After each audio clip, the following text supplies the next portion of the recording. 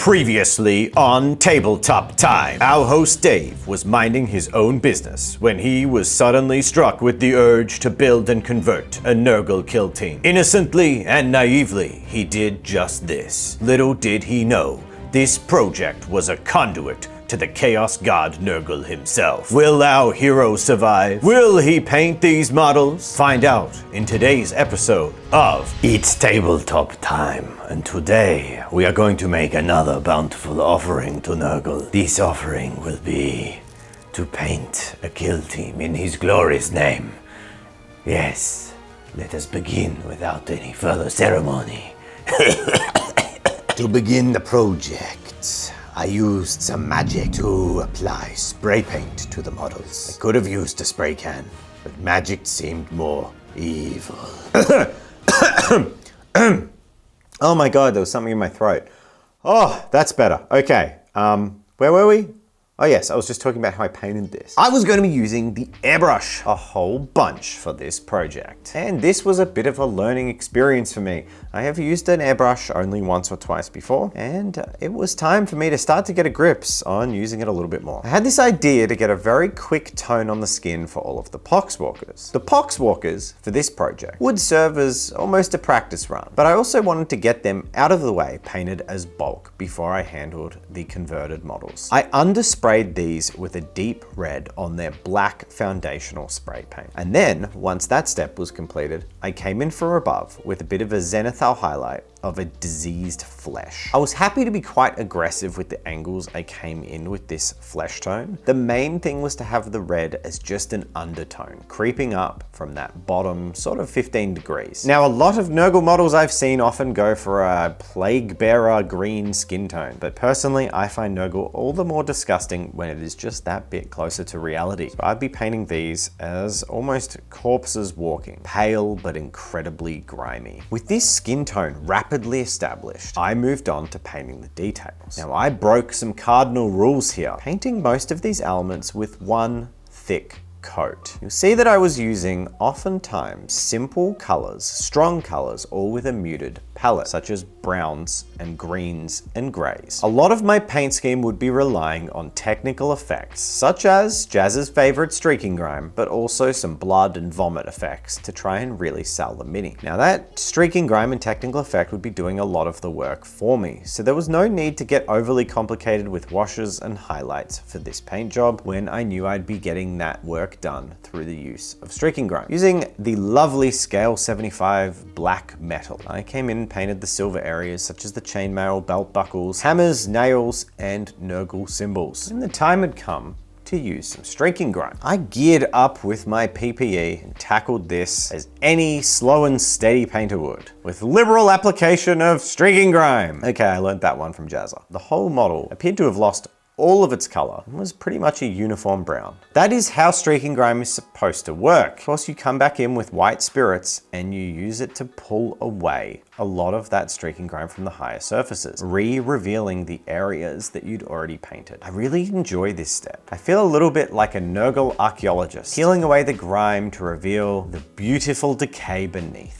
I focused most of my efforts pulling away the streaking grime onto the raised areas of the model. I especially like the effect that this has on the bone protrusions that come out of a lot of the poxwalkers. I find that hand painting these bone effects never has as good a look as something like this. This streaking grime just far outweighs the more simpler painting techniques such as layering and washing. I find the natural gradient of the dirt sinking down into the recesses just really looks like natural bone that you might find out at a farm or on the roadside somewhere. It's weathered, it's dirty, it's still probably got a little bit of meat clinging to it. Altogether, not a pleasant affair.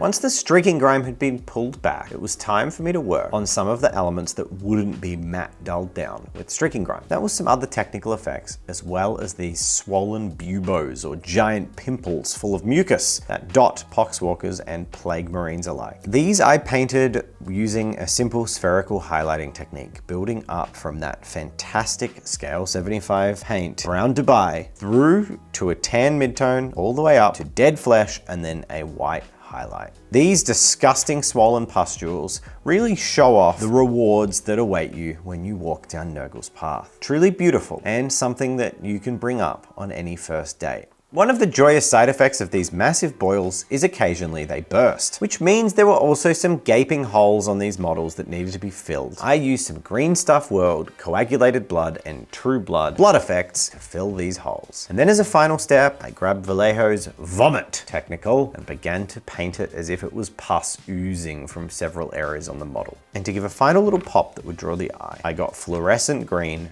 and just dotted it on those unholy eyeballs that gape out of those poxwalker heads. For the speed of this technique and the way I painted them, I am super happy with it. I think these poxwalkers really came out amazingly, and this would be a very efficient way to get through 20 or 30, maybe even 60 poxwalkers and still have your sanity left at the end of the tunnel. Now I'm super excited to bring news today of our sponsor Redgrass Games, because they've done something exceptionally cool for us today. Their awesome painting handles actually come with a magnetic base and a metal plate that you stick onto your workbench so that you don't knock your painting handle and it's got somewhere to rest. Really convenient and useful. They've actually made some custom tabletop time branded metal plates for you to stick on your desk at home. So for our viewers, we have a really cool coupon code, which is TTT-RGG. And if you use that in September, you'll get 10% off any purchase from the Redgrass Game Store. And not only that, you'll get 2 of these really cool Tabletop Time branded plates for your painting handles at home with the order. Now that 10% off is for September only, but after September, if there's still stocks remaining of those Tabletop Time plates, you'll still get them in your order if you use the code TTTRGG. But it's not just painting handles on the Redgrass Game Store. Check out their awesome wet palettes, which we've talked about before, and I could not do any hobby without my Redgrass Games wet palette. They also have some really sweet brushes. In fact, I used one of their brushes in this entire video. I was super happy with it and kind of want it to find its way home with me from the studio, but I'm a good boy, so I'll leave it here. Now those awesome Tabletop Time magnetic plates are only available while stocks last, so make sure you get in there quick and get your order in to get your 10% off and get your 2 custom plates before they run out. Super cool offer, and I really hope you enjoy it. Thanks guys. Let's get back to the video. I sprayed the Nurgle models from underneath with a deep brown coat, using the same pattern that I'd painted the poxwalkers with, coming in from underneath with a darker color and above with multiple layers of green. I actually used 3 different tones of green, spraying in at different angles until we came up to a zenithal. Now I'm going to give you a little bit of future insight. If I could go back in time and change any one thing about the project, it would be to be bolder with these zenithals. I wish I'd put in just a little bit more contrast on that higher color, but beyond that, it wouldn't change a thing. So I painted the gold elements with Scale 75's black gold.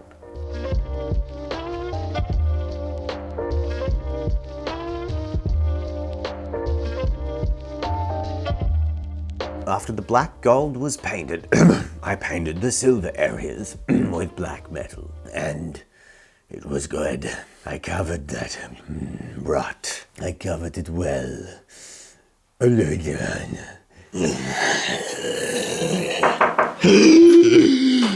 Dave. Dude, you alright? How long have you been here? You look like... go take a shower, man. I, Brother Dorentus, will destroy you, sending you back into chaos from whence you came. Never! What? Oh my! Who would have thought? Just a little bit of hygiene goes a long way to keeping a bloody plague at bay. Anyway, I should finish these models. I mean, like, I've half started them.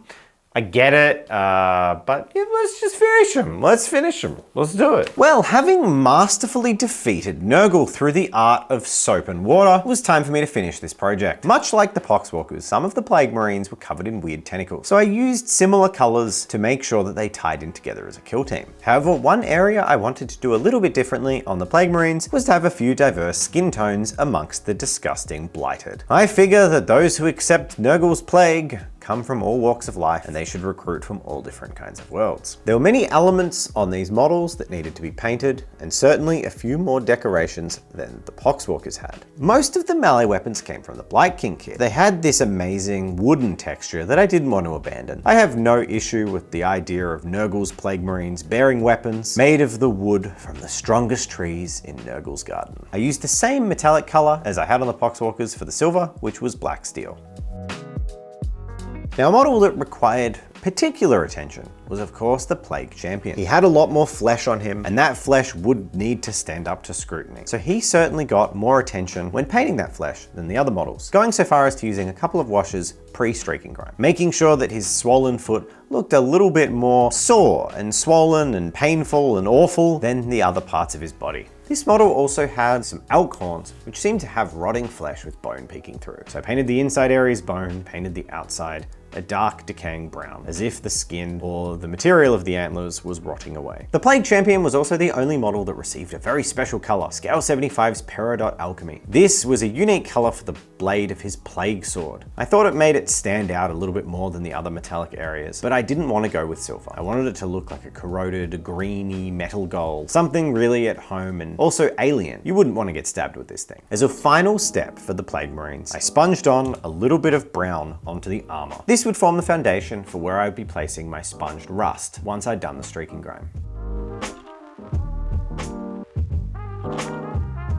After griming these beasties up, it was time to use that white spirit again and pull back the streaking grime. Now with the Poxwalkers, I'd use small cotton wool buds, but the term woolly dauber was sitting in my brain, so I grabbed the woolly dauber and used it on the champion, and immediately regretted it. That's right, I really like the control that the small cotton wool buds gives you. Now, it's not as efficient for larger projects, but something about the smaller surface area and that fine control just made me get the effects I wanted a lot more with the cotton wool buds. You do go through them though. They pull apart and become destroyed fairly quickly, meaning I had to use a fresh double-sided dabber for every single model. This isn't the most sustainable in the long term, so maybe I'll have to learn how to master the woolly dauber. After I had pulled back the streaking grime to my satisfaction, I came in with the sponge again and applied rust to areas of the armor. This was just to add some visual interest and texture to the models so they didn't look like a mess of grimy green. And with the models starting to get closer to finished, I began to experiment with a few new items. I used Vallejo's environment, slimy, grime, light, and dark. I mostly focused these towards the bottom of the feet, dragging it up. I was pretty happy with the effect, especially on the club foot. However, against the dark green of the armor, it wasn't so noticeable. So I definitely preferred this effect on lighter colors where it can be seen, and it worked really well. The bottom of his foot just looks, well, it just looks disgusting. It looks like molds growing on it. After sliming and griming, it was time for more fuss and more pus. With that Vallejo vomit, I like to streak the vents, the mouths, have drips and drabs of this vomit plague effect coming out all over the Plague Marines. I want every inch of these models to look deadly, as if you touched them, you'd come away with some kind of virus that you'd very much wish you hadn't. I painted all of those spherical, bloated, pus-filled sores in the same way as I had on the Poxwalkers, highlighting from brown Dubai up to a dead flesh and then a dot of white. Now, a few of these models were covered in grubs, which I painted in a khaki color and then painted the heads of them in brown, before coating a lot of the sores in this scab red blood and true blood. I didn't want to go over the top with the blood effects as they're very strong, but I did want to make sure that in the depths of many of the deep scores of wounds on these models that you could see the hint of blood coming through and maybe a trickle coming out of the body here or there. So my models were almost complete, but it was just the basing to go. Grabbed some tufts and some astro granite, liberally applied them, and then used a seraphim sepia wash to dull back that bright gray of the astro granite. Once this was done, as a final finishing touch, I left some delicious puddles of that Vallejo vomit, just enough to draw the eye, and then finished with my signature black trimmed base to make my game pieces really feel like game pieces, separated from the table or any shelf they're standing upon.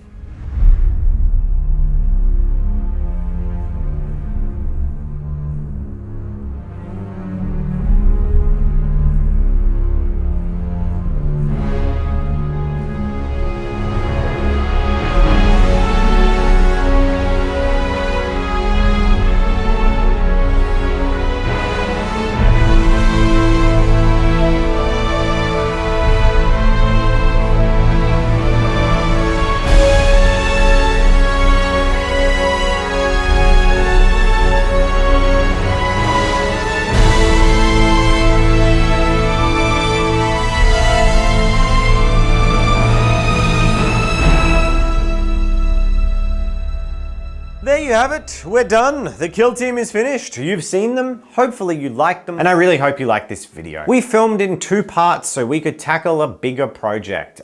Doing a conversion and doing a big paint job for weekly release videos amongst our roleplay content and our Patreon content is a lot. So I really hope you liked this format and enjoyed these videos, because if you like them, this is another way we can do big, cool projects in the future. Before I go, I would like to thank our patrons who, with your support, allows us to make some really cool content on the channel. And I'd also like to thank our sponsor, Red Grass Games, one more time. Thank you so much for sponsoring this video and for making those amazingly cool tabletop time theme magnetic plates for your painting handles. I can't wait to use them, and I'm definitely going to be taking a couple to use at home because they're too cool not to have. So check out the code TTT-RGG. Links in the description for 10% off in September and 2 of those sweet tabletop time metal plates. Thank you everyone. Thanks for watching. See you next week for another Mini Monday. And that's it. That's the end. That's all we've got. It's the finish. We're done. We're done. It's finished. Yep. And I don't think it's gonna happen. I don't think